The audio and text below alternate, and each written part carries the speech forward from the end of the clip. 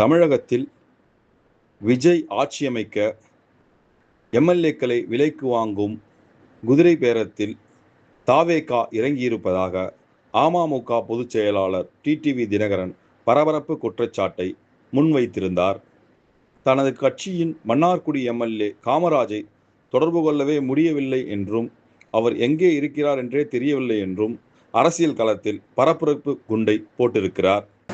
தாவேகாவுக்கு ஆதரவு என காமராஜ் பெயரில் போலி கடிதம் ஒன்று வாட்ஸ்அப்பில் உலா வருவதாகவும் கூறியிருந்தார்.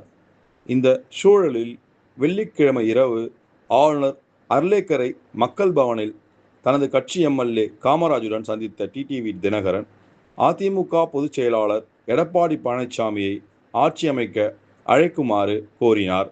ஆனால் டிடிவி தினகரனின் இந்த குற்றச்சாட்டை மறுத்துள்ள தமிழக வெற்றிக் கழகம், காமராஜ் சுயநினைவுடன் தான் தங்கள் கட்சிக்கு ஆதரவு கடிதம் தந்ததாக வீடியோ ஒன்றையும் வெளியிட்டது. இது அரசியல் களத்தில் பெரும் புயலை கிளப்பியுள்ளது. குதிரை பேரத்தை அனுமதிக்கவே முடியாது என்று ஆளுநர் ஏற்கனவே தெரிவித்திருந்த நிலையில் காமராஜ் விவகாரம் அரசியல் களத்தில் அதிர்வலைகளை ஏற்படுத்தியுள்ளது. இது ஒரு புறம் இருக்க, புதுச்சேரி ரிசார்ட்டில் தங்கியிருந்த அதிமுக எம்எல்ஏக்கள் இன்று சென்னை திரும்புகின்றனர். மற்றொரு புறம் பெரும்பான்மைக்கு தேவையான 118 எம்எல்ஏக்களின் ஆதரவின்றி தாவேகா தவித்து வரும் நிலையில் தனது முடிவை விசிக தலைவர் திருமாவளவன் சற்று நேரத்தில் அறிவிக்க இருக்கிறார்.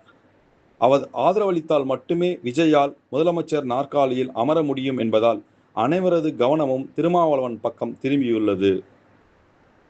இது எங்கள் காலம், திருமாவின் காலம் என விசிகாவின் வன்னியரசும் வலைதளத்தில் பதிவிட்டிருப்பது திருமாவளவனுக்கு துணை முதலமைச்சர் பதவி கேட்கப்படலாம் என தகவல்கள் உலா வருகின்றன.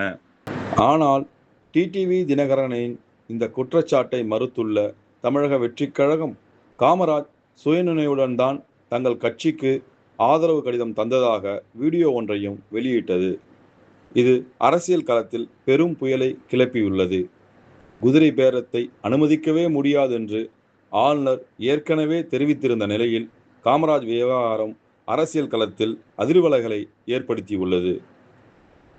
இது ஒரு புறம் இருக்க, புதுச்சேரி ரிசார்ட்டில் தங்கியிருந்த அதிமுக எம்எல்ஏக்கள் இன்று சென்னை திரும்புகின்றனர். 3S மீடியா செய்திகளுக்காக பத்திரிகையாளர் ஹரிகிருஷ்ணன்.